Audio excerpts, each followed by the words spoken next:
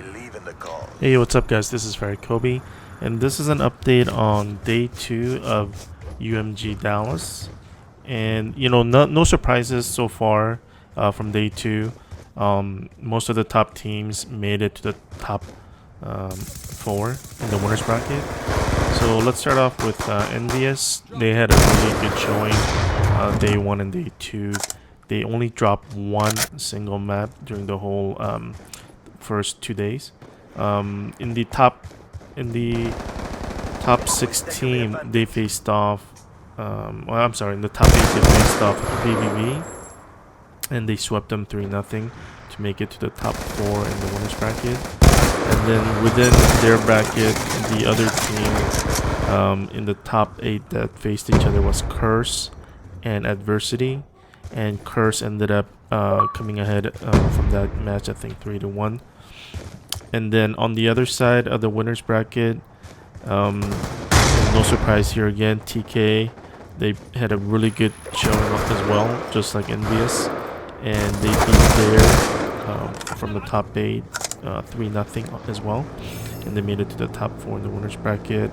And then the other 2 teams that faced off to make it to the top 4 in the winners bracket was Soar versus Strictly Business, and Soar ended up winning that matchup.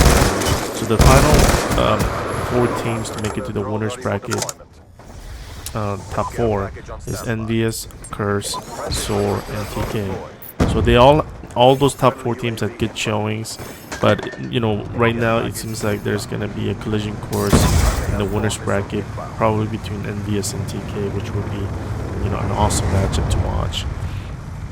And then I don't know if you guys know, but the way UMG Dallas works is that it's double elimination.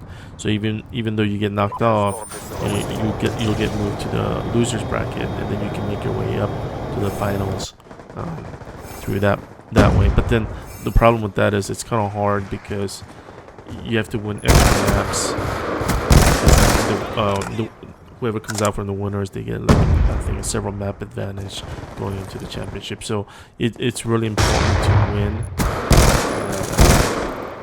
It's really important to come out of the winners bracket because it gives you a huge advantage. And then I noticed from watching Twitch that there were not as many viewers as I had expected, and that's probably because as you guys know, MLG Orlando or Full Sail at Full Sail University or school, they're having the Invitational, which the top 4 teams from I think the Pro Points were invited, which was FaZe, Complexity, Unite, and Optic.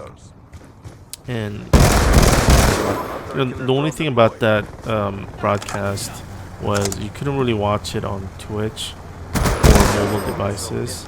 You had to go to the MLG website. But the benefit of that was that there was no issue with DDoSing or the stream going offline, or whatnot. But anyways, Black Ops 2 is coming to a close, and one of the questions that was posed to me was, what's gonna happen when Ghost drops? What teams are gonna do well? What will happen? And I'm thinking there's definitely gonna be changes in who the top team is, just because I think Ghost is gonna be a slower paced game. There's not gonna be game mode like Hardpoint, which benefited a lot of individual gun skill, and sort of was a very hectic type of game mode. And I think it'll definitely benefit Optic. It'll benefit teams like EnVyUs, teams that are more cerebral, and they rely on more on their strategy to get the victory. But so far it's been what a way to finish the year. Ghost is gonna be amazing, I think, just because I think they're gonna introduce different game modes and whatnot, and depending on like I said, certain teams are gonna adjust more quickly than others. There's gonna be definitely imbalances to begin Ghost, but overall I think it should turn out to be hopefully a very good competitive game for next year. Anyways, see you guys later. Bye. Your will has given you strength.